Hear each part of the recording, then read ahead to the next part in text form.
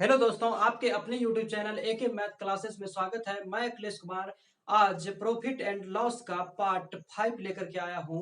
इससे पहले पार्ट 4 तक हो गया है। अभी तक नहीं देखे हैं तो पहले प्ले लिस्ट में दिया गया है, उसको पहले जाकर के देखिए, उसके बाद इस वीडियो पर आइएगा। और अभी तक इस चैनल पर नए होंगे तो चैनल को सब्सक्राइब कर लीजिए और बगल में बेल आइकन घंटी होगा, जैसे उस घंटी को क्लिक कीजिएगा तो ऑल आएगा। ऑल आने के बाद उस पर क्लिक कर दीजिएगा। इससे क्या होगा कि जितने भी वीडियो अपलोड करेंगे सभी का नोटिफिकेशन आपके पास जाते रहेगा और आप इस वीडियो को देख पाएंगे।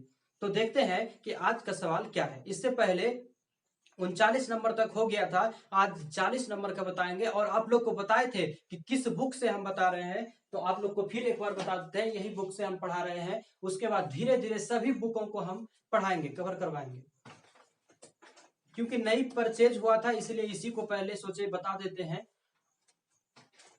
देखते हैं कि आज का सवाल क्या है। 40 नंबर, जॉन 4 पुराने ट्रैक्टर 2 लाख में खरीदता है।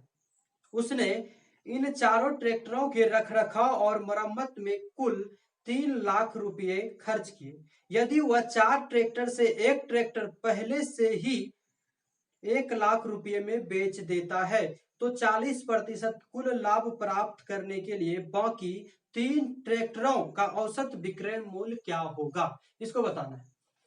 तो देखिए उसने क्या किया, उसने सबसे पहले 3 लाख रुपए में, 3 लाख बोला था, 2 लाख रुपए में ट्रैक्टर खरीदा। 2 लाख रुपए में उसने ट्रैक्टर खरीदा, सीपी हो गया 2 लाख रुपया।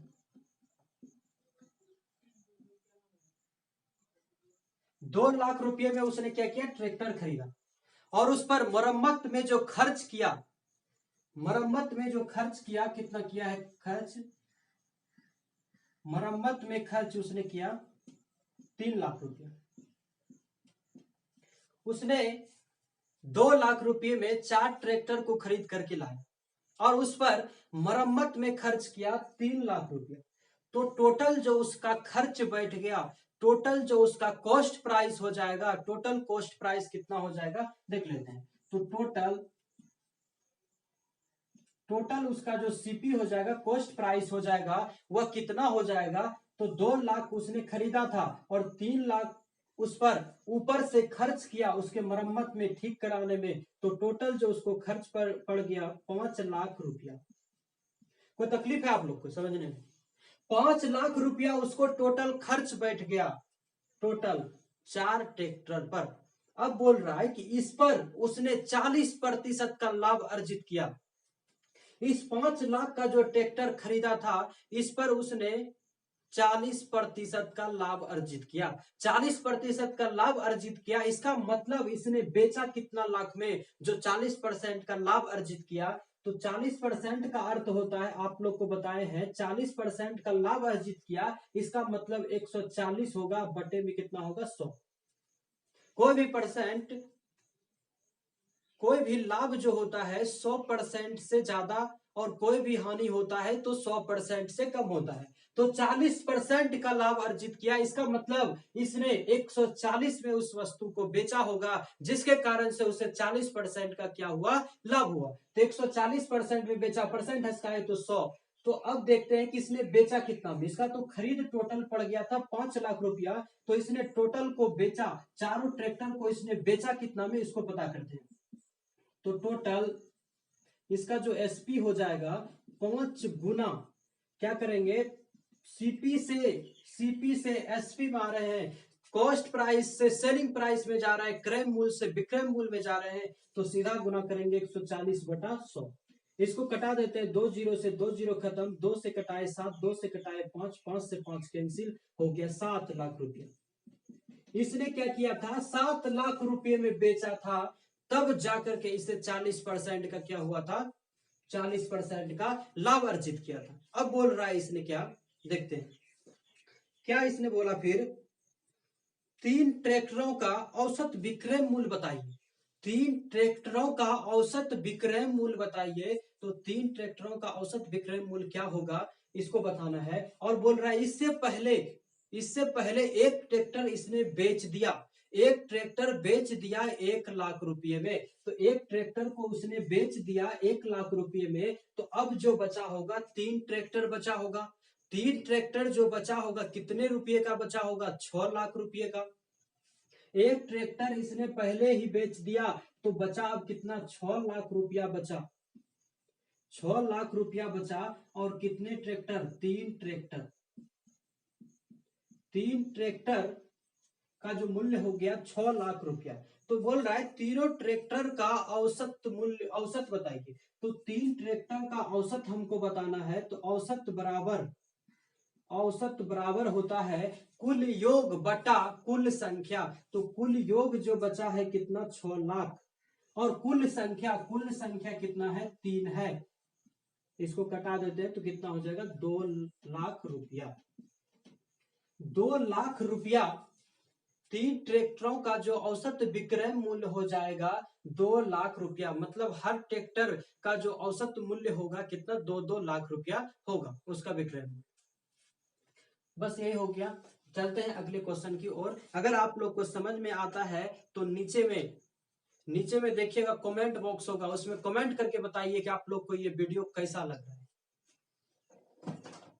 और थोड़ा सा लाइक कर दीजिए, सब्सक्राइब कर दीजिए, दोस्तों में शेयर कर दीजिए। इससे क्या होगा कि हमें एक मोटिवेशन मिलेगा और बनाने का कुछ जज्बा बनता है इससे, और कुछ नहीं। तो फटाफट आप लोग कर दीजिएगा थोड़ा सा शेयर। देखते हैं अगला सवाल कैसे बनेगा, समझिएगा इसको। हमें उम्मीद है कि आप लोग जरूर इसको समझते होंगे।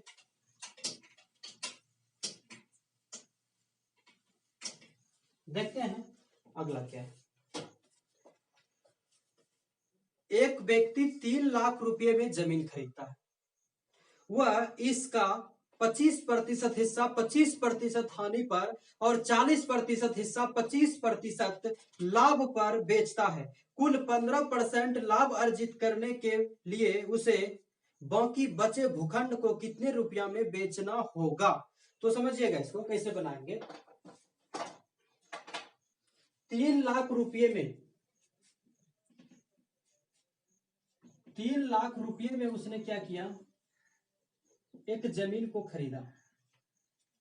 3 लाख रुपये में उसने एक जमीन को खरीदा और उस पर उसने 15% लाभ अर्जित किया।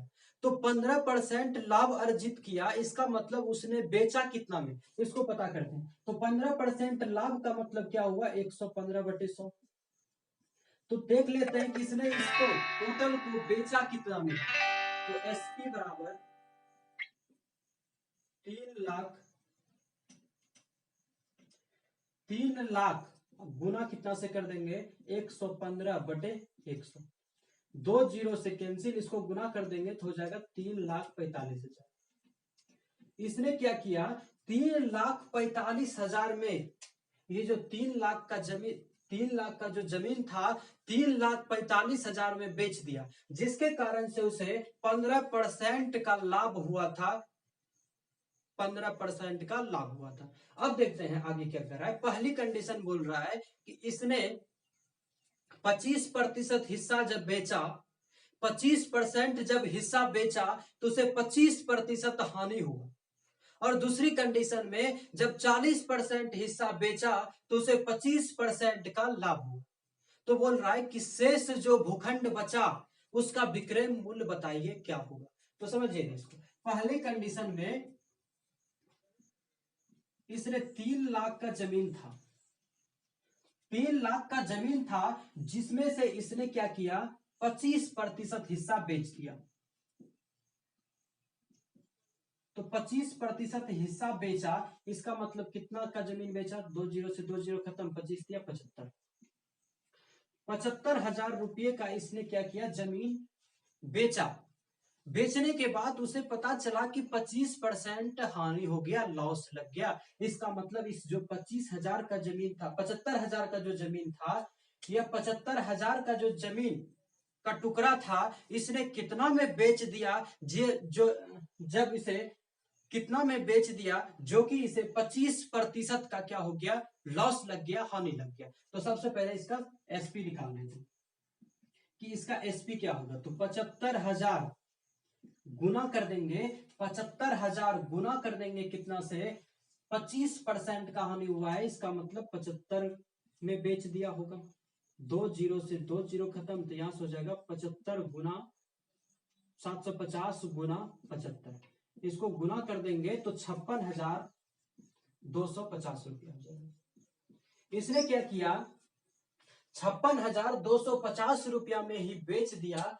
75,000 का जमीन था और 56,225 रुपया में बेच दिया, जिसके कारण से इसे 25% का हानि हो गया, लॉस लग गया।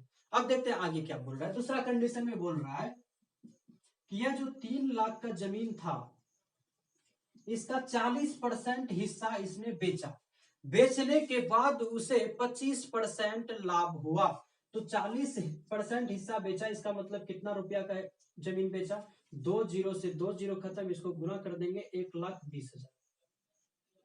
1,20,000 का जमीन बेचा और इस पर 25% का लाभ हुआ, तो 25% का लाभ हुआ, इसने जमीन कितना का बेचा, 1,20,000 का।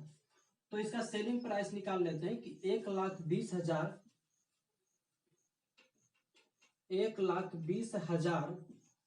का जो जमीन बेचा, इस पर इसे 25% का फायदा हुआ, लाभ हुआ, लाभ प्राप्त हुआ। 25% का लाभ का अर्थ हुआ 125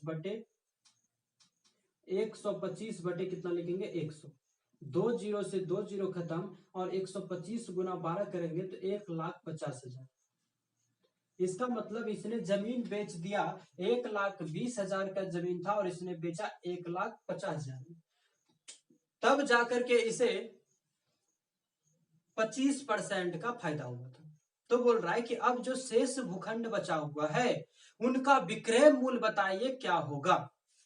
तो टोटल विक्रय मूल्य कितना था, टोटल विक्रय मूल्य था 3,45,000, जिसमें से दो विक्रय मूल्य, 2 टुकड़ा बिक गया, तो 2 टुकड़ा जो बिका हुआ है, एक टुकड़ा बिका हुआ है 56,250 में और दूसरा टुकड़ा बिका है 1,50,000 में, तो शेष जो भूखंड का विक्रय मूल्य होगा क्या होगा, तो इन दोनों को जोड़ करके इसमें क्या करेंगे, घटा देंगे, तो क्या हो जाएगा, 3 लाख, यहां लिख देते हैं 3,45,000 में घटा देंगे, कितना घटा देंगे, 1,50,000 प्लस 56,250, इनको क्या कीजिएगा, जोड़ करके इसको घटा दीजिएगा 3,45,000 में से, तो आ जाएगा 1,38,750 रुपया। बस आपका ये आंसर हो जाएगा। इसको आप लोग क्या कीजिएगा, 3,45,000 में घटा दीजिएगा इन दोनों को जोड़ करके, तो आपका जो शेष भूखंड का विक्रय मूल्य आ जाएगा 1,38,750। ऑप्शन नंबर आ जाएगा आपका बी में यह आंसर।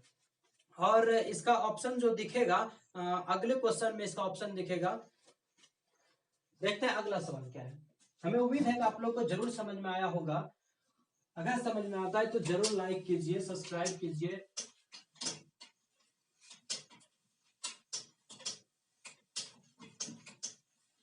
देखते हैं अगला सवाल। अगला सवाल कैसे बनेगा। अगला सवाल है, यदि 15 संतरों का क्रय मूल्य 20 संतरों के विक्रय मूल्य के बराबर है तो हानि प्रतिशत बताइए। तो 15 संतरा का क्रय मूल्य, तो 15 सीपी लिख देंगे और 20 संतरा का विक्रय मूल्य के बराबर है, तो विक्रय मूल्य मतलब एसपी, दोनों को बराबर कर देंगे। 5 तिया 15, 5 चौक 20, गुना में इधर आएगा तो भाग में, तो सीपी बटे एसपी हो जाएगा और यह 3 गुना में इधर चल जाएगा भाग में। इसका मतलब हुआ कि सीपी बटे एसपी बराबर आ गया 4/3। तो सीपी का मतलब कॉस्ट प्राइस, कॉस्ट प्राइस का मतलब खरीद मूल्य और एसपी का मतलब सेलिंग प्राइस, सेलिंग प्राइस का मतलब विक्रय मूल्य। तो इसने क्या किया, खरीदा था 4 में और बेचा कितना में, 3 में, तो कितना का लॉस लग गया, 1 का लॉस लग गया। 1 का जो लॉस लगा होगा किस पर लगा होगा, क्रय मूल्य पे हमेशा लॉस होता है, या तो फायदा होता है या लाभ होता है, प्रॉफिट होता है किस पर, क्रय मूल्य पे ही। तो 1 का जो हानि हुआ, 1 का जो इसको लॉस लगा, किस पर लॉस लगा, इस 4 पर। प्रतिशत बनाने के लिए 100 से गुना, इसको कटा देंगे 25 बार में, तो आपका आंसर हो जाएगा 25% का इसको क्या हो गया, हानि हो गया। 25% का क्या हो गया, हानि हो गया। बस आपका यही आंसर। देखते हैं अगला सवाल।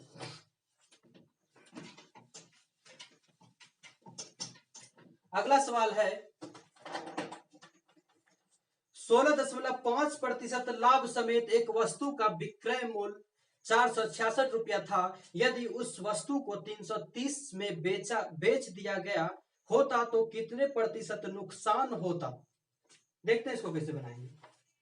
इसने एक वस्तु को बेचा 466 में बेचा, तो इसे जो प्रॉफिट हुआ 16.5% का प्रॉफिट हुआ। 16.5% का क्या हुआ, इसे प्रॉफिट हुआ। एक वस्तु को जब 466 रुपया में बेचा, तो देखते हैं कि इतना का प्रॉफिट हुआ 16.5% का। 16.5% का अर्थ क्या होता है कि इसको जो प्रॉफिट हुआ होगा 116.5% में बेचा होगा। 16.5% का प्रॉफिट का अर्थ होता है कि इसने 116.5% में बेचा होगा। 116.5% कैसे हुआ, 100 में जोड़ देंगे 116.5 तो आपका हो जाएगा 116.5%। इसी तरह करते थे ना, जैसे 10% का लाभ बोला तो 110 लिखते थे। उसी तरह 16.5% का प्रॉफिट हुआ, इसका मतलब 116.5% में इसने वस्तु को सेलिंग किया होगा। तो परसेंट हटाएंगे तो 100 होगा, दशमलव उड़ाएंगे तो एक और जीरो होगा। तो सबसे पहले पता करते हैं कि इसने खरीदा कितना में था। तो 466 में बेचा था, तो सेलिंग प्राइस से कॉस्ट प्राइस में जा रहे हैं, सेलिंग प्राइस से कॉस्ट प्राइस में जा रहे हैं, तो इसको उल्टा करके गुना करेंगे। 1000 बटे 1165, 5 से कटा देंगे 200 बार में, 5 से कटा देंगे 5 दूनी 10, 5 तिया 15, 5 तिया 15, फिर 2 से कटा देंगे 466, इसको गुना कर देंगे तो कितना हो जाएगा 400। 400 रुपया में इसने वस्तु को खरीदा था और बेचा था 466 में, तब जाकर के उसे 16.5% का लाभ हुआ था। अब बोल रहा है इसी वस्तु को अगर हम 330 में बेचे, अगर इसी वस्तु को 330 रुपया में बेच दें तो कितने परसेंट का हानि होगा, कितने परसेंट का लॉस लगेगा। तो 400 का वस्तु था, 330 में बेच देंगे तो 70 रुपये का हानि होगा।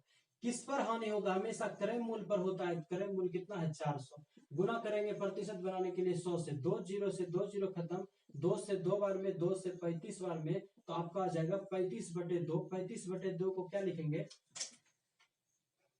35/2 को लिखेंगे 17.5% का क्या हो जाएगा, उसे हानि हो जाएगा। 17.5% का उसको क्या हो जाएगा, हानि हो जाएगा। अगर 400 का वस्तु है 330 में बेच देगा तो 17.5% का उसे हानि हो जाएगा। देखते हैं अगला सवाल।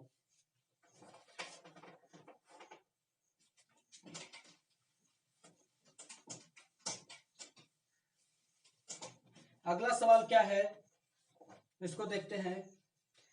एक वॉशिंग मशीन का विक्रय मूल्य इसके क्रय मूल्य का 1.1/3 है, तो लाभ प्रतिशत ज्ञात कीजिए। तो पूर्णांक में दिया है 1.1/3। समझिएगा इसको कैसे बनाएंगे। जब भी विक्रय मूल्य क्रय मूल्य का 1.1/3 है, पूर्णांक तोड़ेंगे तो कितना हो जाएगा 4/3। तो जब भी आपसे बोले विक्रय मूल्य क्रय मूल्य का 4/3 है, तो पहले कौन आया है, विक्रय मूल्य आया है कि क्रय मूल्य आया है। तो पहले आया विक्रय मूल्य, उसके बाद क्रय मूल्य आया है। तो जिसमें का लगा रहेगा, विक्रय मूल्य क्रय मूल्य का 4/3 है, तो विक्रय मूल्य क्रय मूल्य का 4/3 है, तो इसमें जो क्रय मूल्य सीपी हो जाएगा वह कौन हो जाएगा, नीचे वाला, और विक्रय मूल्य जो हो जाएगा कौन हो जाएगा, ऊपर वाला। अगर यहाँ पे बोलता क्रय मूल्य विक्रय मूल्य का 4/3 है, तो विक्रय मूल्य नीचे वाला होता, क्रय मूल्य ऊपर वाला होता। समझ में आया। इन चीजों को समझिए कि विक्रय मूल्य क्रय मूल्य का 4/3 है, तो क्रय मूल्य का 4/3 है, तो का के बाद जो लगा होगा उसको नीचे लिखेंगे, उसके पहले जो लिखा होगा उसको ऊपर लिखेंगे। तो इसने 3 में कोई वस्तु को खरीदा था, 4 में बेचा तो कितना का प्रॉफिट हुआ, कितना का, 1 का प्रॉफिट हुआ। 1 का जो प्रॉफिट हुआ होगा किस पर हुआ होगा, इस क्रय मूल्य पर हुआ, इस 3 पर हुआ होगा। प्रतिशत बनाने के लिए 100 से गुना, तो 100 बटे कितना लिखेंगे 3, इसको भाग दे देंगे तो 33.1/3% का इसे लाभ होगा। बस आपका यही आंसर। देखते हैं अगला सवाल।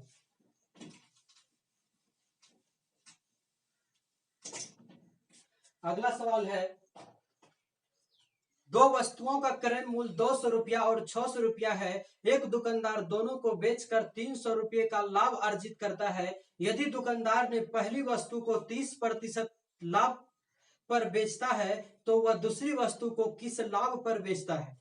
देखिए, दो वस्तु का क्रय मूल्य दिया गया है। दो वस्तु का, एक को 200 रुपया में खरीदा था और दूसरा वस्तु को 600 रुपया में, और इस पर टोटल जो इसने लाभ अर्जित किया है 300 रुपया।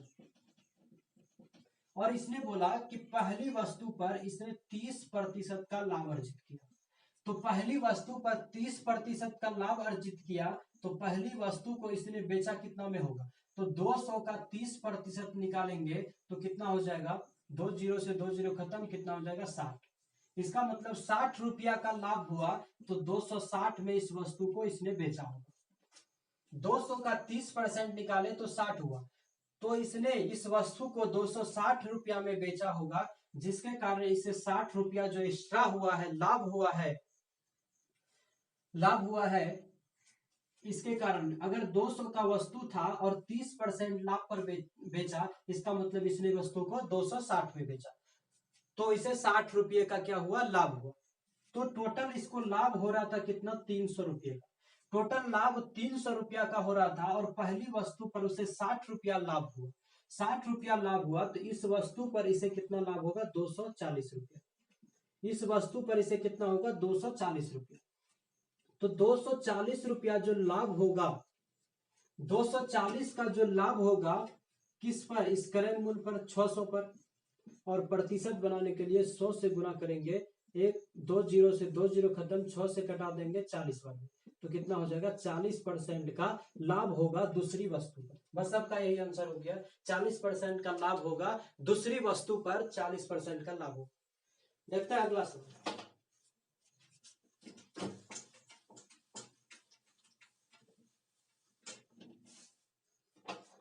अगला सवाल है, एक 13% हानि और 15% लाभ के बीच अंतर 63 था। प्रश्न में वस्तु का लागत मूल्य डैश है। तो देखिए, एक वस्तु को इसने 13% हानि और 15% लाभ के बीच अंतर 63 था। तो यहाँ पे एक बार हानि दिया गया है और एक बार लाभ दिया गया है। तो हानि दिया है और लाभ, तो दोनों अलग अलग हैं। अगर दोनों एक ही रहते, दोनों लाभ लाभ ही रहते, तो दोनों को घटा करके लिखते और बराबर 63। लेकिन एक में हानि दिया गया है और एक में लाभ दिया गया है, तो दोनों को जोड़ करके लिखेंगे। तो 13% का हानि बोला है और 15% का लाभ बोला है। इन दोनों का अंतर 63 है। इन दोनों का अंतर कितना है, 63 है। लेकिन यहाँ पे 13% हानि और 15% लाभ बोला है, तो दोनों को क्या कर देंगे, ऐड कर देंगे। दोनों क्या है, अलग अलग है। एक हानि है और दूसरा क्या है, लाभ है। तो दोनों को ऐड कर देंगे और बराबर कितना लिख देंगे, 63। अगर रहता है यहाँ पे 13% का हानि, 15% का हानि, तो अंतर लिख देते। अगर रहता 13% का लाभ और 15% का लाभ, तो दोनों को क्या कर देते, अंतर कर देते। लेकिन यहाँ पे बोला है 13% हानि और 15% लाभ का अंतर 63 है, दोनों को जोड़ करके लिखे। तो यहाँ हो जाएगा 28% बराबर 63। तो एक बराबर हो जाएगा 63 बटे 28, प्रतिशत उड़ाए 100 हो गया। इसको 4 से कटाएंगे 7, 4 से कटा दिए 25, और 7 से कटा देंगे 63 को 9 बार। इसको गुना कर देंगे 225 रुपया। इसका जो लागत मूल्य था कितना हो गया, 225 रुपया लागत मूल्य हो गया। बस आपका यही आंसर हो गया। देखते हैं अगला सवाल। अगला सवाल देखते हैं कैसे बनेगा।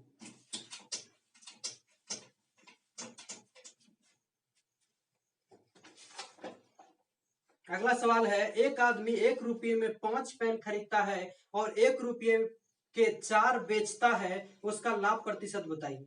एक आदमी जो है 1 रुपया में 5 पेन खरीद रहा है और 1 रुपये में 4 पेन बेच रहा है, सेलिंग कर रहा है। 1 रुपया में इसने 5 पेन खरीदा और 1 रुपया में 4 पेन इसने क्या किया, बेचा।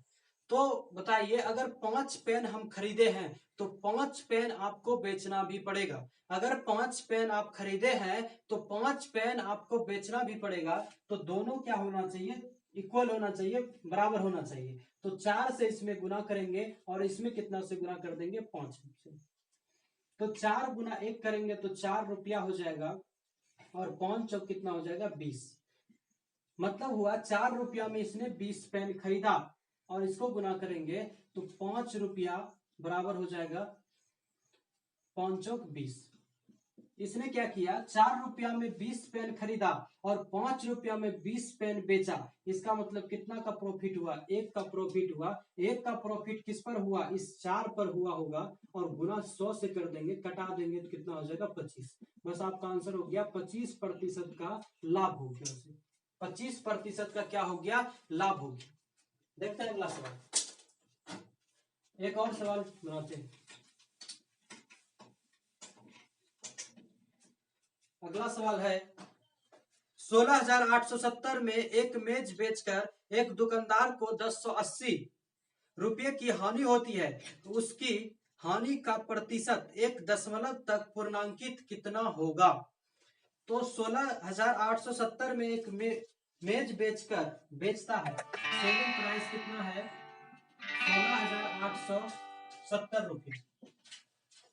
16,870 रुपया में एक मेज बेचता है और इस पर इसे लॉस लग जाता है, हानि हो जाता है 1080।